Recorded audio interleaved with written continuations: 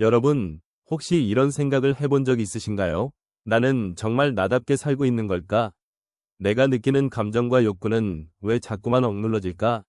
오늘 영상에서는 우리가 일상에서 무심코 지나치고 있는 여성성을 억누르는 5가지 신호와 그 해방의 길을 이야기하려고 합니다. 이 영상이 끝날 때쯤 여러분은 지금까지 몰랐던 내면의 힘과 자유를 발견하게 될 거예요. 지금 바로 여러분의 진짜 모습을 찾는 여정을 함께 시작해볼까요? 여성성, 즉 여성다움이란 단순히 외모나 말투, 행동을 의미하지 않습니다. 칼융, 칼중은 여성성, 아니마, 이란 인간 내면의 감정, 직관, 창조성, 공감 능력 등 우리 모두에게 존재하는 심리적 에너지라고 말했습니다. 하지만 우리는 성장 과정에서 그리고 사회와 문화 속에서 이 소중한 에너지를 점점 억누르게 됩니다. 어릴 적부터 우리는 여자는 이래야 한다, 여자는 참아야 한다, 감정 표현은 약함의 표시다라는 말을 수도 없이 듣습니다. 가족, 학교, 친구, 미디어, 이 모든 곳에서 여성성은 종종 과도한 감정, 비이성적, 약하다는 이미지로 폄하되곤 하죠. 이런 반복적인 메시지는 무의식 속에 깊이 새겨집니다. 그래서 우리는 자신도 모르게 감정을 숨기고 욕구를 억누르고 때로는 나답지 않은 모습을 연기하게 됩니다. 여성성 억압의 첫 번째 신호는 바로 자기 감정에 대한 부끄러움입니다. 슬픔, 분노, 기쁨, 두려움, 이런 감정들을 자연스럽게 느끼고 표현하는 것이 어쩐지 민망하다, 창피하다고 느껴진다면 이미 내면의 여성성이 억눌리고 있다는 증거입니다. 특히 분노나 슬픔 같은 감정은 남에게 피해를 줄까봐, 약해 보일까봐 꾹꾹 눌러두곤 하죠. 두 번째 신호는 자기 욕구의 무시입니다. 내가 원하는 것, 내가 꿈꾸는 것, 내가 싫어하는 것조차도 주변의 기대나 시선 때문에 쉽게 포기하거나 숨깁니다. 이 정도는 참아야지, 내가 너무 이기적인 걸까?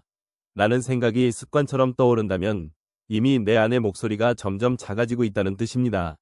세 번째 신호는 타인의 기준에 맞추는 삶입니다. 내가 진짜 원하는 삶이 아닌 부모님, 연인, 사회가 바라는 모습에 자신을 맞추려고 애쓰게 됩니다. 이 과정에서 점점 자기 자신과 멀어지고 진짜 나를 잃어버릴 위험에 처하게 되죠. 이 모든 억압의 뿌리는 어디일까요? 바로 두려움입니다. 거절당할까봐, 혼날까봐, 사랑받지 못할까봐, 실패할까봐. 이런 두려움이 우리로 하여금 내면의 여성성을 감추고 억누르게 만듭니다. 칼융은 자신의 그림자를 마주하는 용기가 진정한 자아로 가는 첫걸음이라고 말했습니다. 즉, 우리가 두려움과 마주할 때 비로소 진짜 나를 만날 수 있다는 뜻이죠. 여러분, 혹시 지금 내 안의 감정과 욕구를 숨기고 있지는 않나요? 혹시 여자니까, 엄마니까, 좋은 딸이니까 라는 이유로 나 자신을 억누르고 있지는 않나요?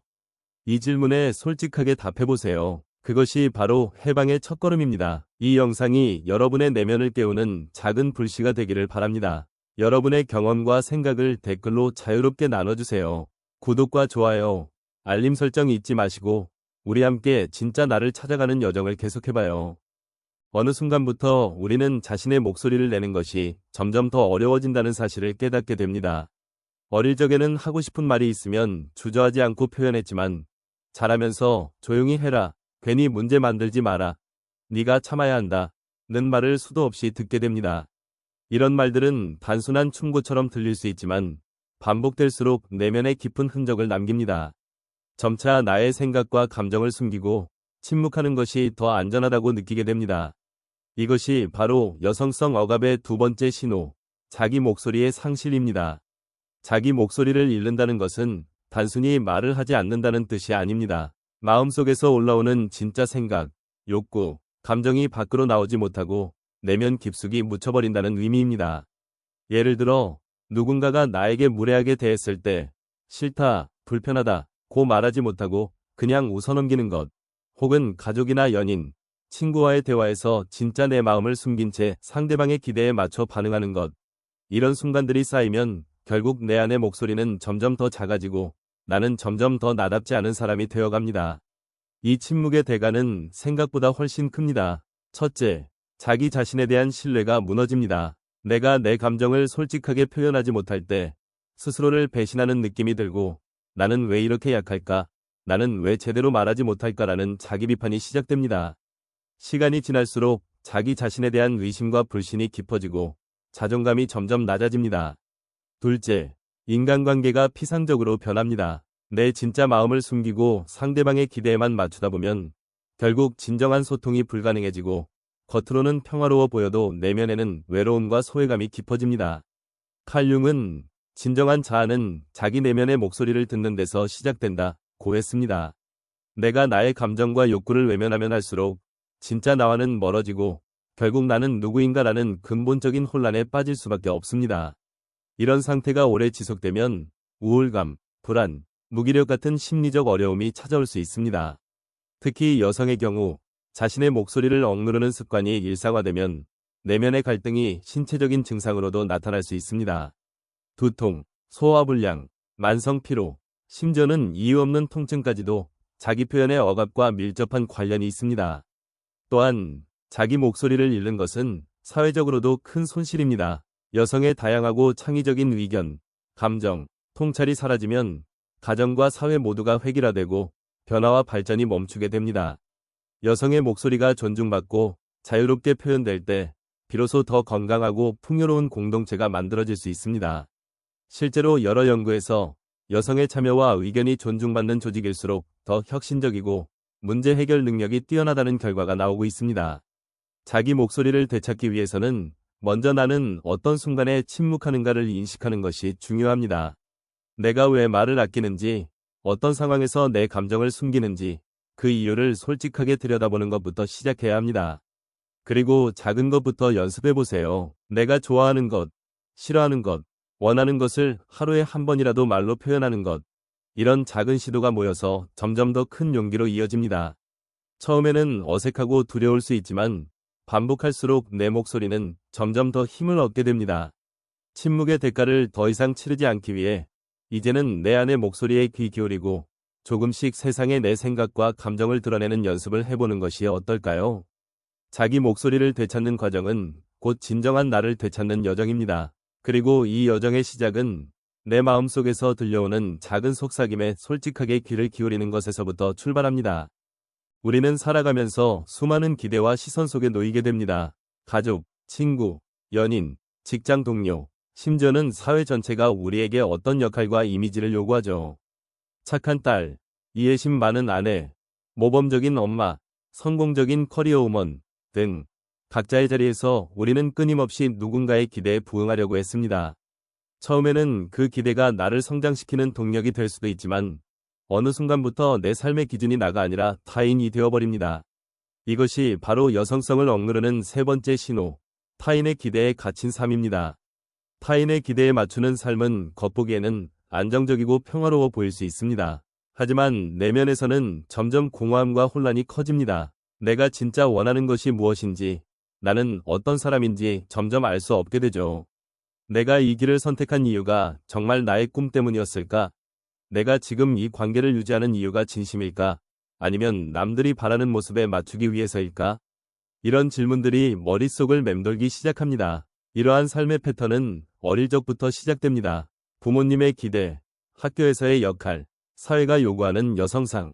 우리는 이렇게 해야 사랑받는다, 이렇게 해야 인정받는다 는 메시지를 무의식적으로 받아들이며 자라납니다.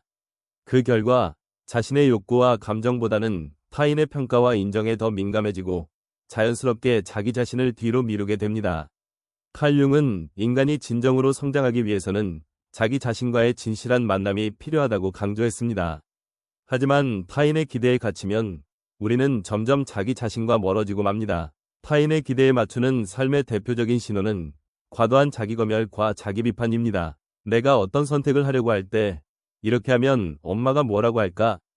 이런 모습이면 친구들이 실망하지 않을까? 내가 이만큼 해야만 인정받을 수 있지 않을까? 와 같은 생각이 끊임없이 떠오릅니다. 또 남들과 자신을 비교하며 스스로를 깎아내리기도 합니다. 이런 습관이 반복되면 결국 내 안의 목소리는 점점 더 작아지고 나의 삶은 남들의 기대와 기준에 의해 좌우되기 시작합니다. 이러한 패턴에서 벗어나기 위해서는 먼저 내가 진짜 원하는 것이 무엇인지 솔직하게 마주하는 용기가 필요합니다. 남들이 원하는 나, 사회가 바라는 나가 아니라 내가 진심으로 바라는 나의 모습은 무엇인지 깊이 생각해보세요. 그리고 그 답을 찾기 위해 작은 실천을 시작해보는 것이 중요합니다. 예를 들어 하루에 한 번이라도 내 감정과 욕구를 일기나 메모로 적어보는 것. 남들과의 대화에서 내 생각을 조금 더 솔직하게 표현해보는 것. 혹은 남의 기대와 상관없이 내가 좋아하는 취미나 활동을 시도해보는 것 등이 있습니다. 또한 타인의 기대에 맞추는 습관을 바꾸기 위해서는 경계 설정이 필수적입니다.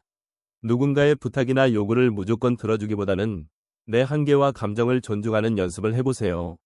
처음에는 죄책감이나 불안이 느껴질 수 있지만 점차 내 삶의 주도권을 되찾는 경험을 하게 됩니다. 그리고 무엇보다 중요한 것은 완벽하게 타인의 기대에서 벗어나지 못하더라도 스스로를 탓하지 않는 것입니다. 변화는 한 번에 이루어지지 않으니까요. 타인의 기대에 갇혀 살아가는 삶은 결국 내 진짜 모습을 잊게 만듭니다. 하지만 그 틀을 조금씩 깨고 내 안의 목소리에 귀 기울일 때 우리는 비로소 진정한 자유와 성장의 길을 걷게 됩니다. 남이 아닌 나로서 살아가는 용기. 그 시작은 아주 작은 변화에서부터 시작됩니다. 여성성을 억누르는 삶을 오래 지속하다 보면 그 흔적은 우리 내면 깊숙한 곳에 그림자처럼 남게 됩니다. 칼 융이 말한 그림자란 우리가 의식적으로 인정하지 않고 억압해온 감정, 욕구, 특성들을 의미합니다.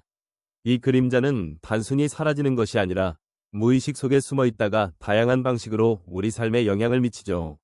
특히 여성성의 억압은 분노, 질투, 자기비하, 무기력, 그리고 때로는 타인에 대한 비난이나 자기 자신에 대한 냉소로 나타날 수 있습니다. 어쩌면 우리는 나는 화내면 안 돼. 나는 항상 이해심이 많아야 해. 나는 약해 보이면 안 돼. 나는 믿음에 사로잡혀 살아왔을지도 모릅니다. 그래서 분노나 슬픔, 질투 같은 감정이 올라올 때마다 그것을 억누르고 외면하려고 합니다. 하지만 억압된 감정은 결코 사라지지 않습니다. 오히려 무의식의 그림자가 되어 예상치 못한 순간에 터져나오거나 나도 모르게 나의 행동과 선택을 좌우하게 됩니다. 예를 들어 평소에는 참을성 많고 온화하게 보이던 사람이 사소한 일에 갑자기 폭발적으로 화를 내거나 가까운 사람에게 이유 없이 냉정하게 대하는 경우가 있습니다. 또는 남들과 자신을 끊임없이 비교하며 열등감에 시달리거나 자기 자신을 혹독하게 비난하는 습관이 생기기도 하죠. 이런 모습들은 모두 내면의 그림자가 보내는 신호입니다. 억눌린 여성성이 건강하게 표현되지 못할 때 우리는 외부로부터 인정받으려 애쓰거나 반대로 모든 관계를 차단하고 스스로를 고립시키기도 합니다. 융 심리학에서는 이 그림자를 직면하고 통합하는 과정이 진정한 성장의 열쇠라고 말합니다. 내 안의 분노, 질투, 슬픔, 두려움, 그리고 약함까지도 있는 그대로 인정하는 용기. 이것이야말로 억압된 여성성을 해방시키는 첫걸음입니다. 그림자를 인정한다는 것은 내가 나쁜 사람이 되거나 약해진다는 뜻이 아닙니다. 오히려 내 안의 다양한 감정과 욕구를 솔직하게 받아들임으로써 더 깊고 풍요로운 자기 자신을 만날 수 있습니다. 이 과정은 쉽지 않을 수 있습니다. 오랜 시간 억눌러온 감정을 마주하는 것은 때로 두렵고 불편하게 느껴질 수 있기 때문입니다. 하지만 그 불편함을 피하지 않고 내 안의 그림자와 대화하려는 노력이 필요합니다. 예를 들어 감정이 올라올 때 그것을 판단하거나 억누르지 말고 지금 나는 왜 이렇게 화가 날까? 이 질투는 어디서 오는 걸까? 라고 스스로에게 질문해 보세요. 그리고 그 감정이 내 삶에서 어떤 역할을 하고 있었는지, 나를 어떻게 보호해왔는지 천천히 들여다보는 시간을 가져보세요. 또한 예술 활동이나 글쓰기, 명상 등 창의적인 방법을 통해 내면의 감정을 표현해보는 것도 큰 도움이 됩니다. 그림을 그리거나 일기를 쓰거나 마음을 자유롭게 표현하는 시간을 가지면 억눌린 감정들이 조금씩 해소되고 내 안의 그림자가 점차 통합되는 경험을 할 수 있습니다. 때로는 신뢰할 수 있는 친구나 전문가와 대화를 나누는 것도 좋은 방법입니다. 억압된 여성성의 그림자를 직면하는 용기는 결국 나를 더 자유롭고 진정한 나로 살아가게 만듭니다. 내 안의 모든 감정과 욕구를 있는 그대로 인정하고 받아들일 때 우리는 비로소 진짜 자신과 마주하게 됩니다. 이 과정에서 얻게 되는 깊은 자기 이해와 치유의 힘은 앞으로의 삶을 더욱 풍요롭고 의미 있게 만들어줄 것입니다. 여성성을 억누르는 신호들을 인식하고 내면의 그림자까지 마주했다면 이제 남은 것은 해방입니다. 해방은 단순히 억압에서 벗어나는 것을 넘어 내 안에 숨겨진 진짜 나를 발견하고 그 힘을 삶 속에서 자유롭게 펼치는 과정입니다. 칼 융은 인간의 성장은 자기 자신을 온전히 받아들이고 내면의 다양한 에너지를 통합할 때 비로소 이루어진다고 말했습니다. 그렇다면 우리는 어떻게 진정한 여성성을 되찾고 해방의 길을 걸을 수 있을까요? 첫째, 자기 자신을 있는 그대로 받아들이는 연습이 필요합니다. 우리는 완벽하지 않아도, 때로는 약해도, 감정적이어도 괜찮다는 사실을 인정해야 합니다. 내 감정, 욕구, 상처, 실수까지도 나의 일부임을 받아들이는 순간, 억눌렸던 여성성은 조금씩 힘을 되찾기 시작합니다. 자기 자신에게 따뜻한 말을 건네고 스스로를 비난하는 대신 이해와 연민을 보내보세요. 나는 이대로 충분하다. 는 자기 확신이 해방의 첫걸음입니다. 둘째, 창의성과 직관을 일상에서 적극적으로 표현해보세요. 여성성은 창조적 에너지와 깊은 직관에서 비롯됩니다. 그림을 그리거나 음악을 듣고 춤을 추거나 일기를 쓰는 등 자신만의 방식으로 감정을 자유롭게 표현하는 시간을 가져보세요.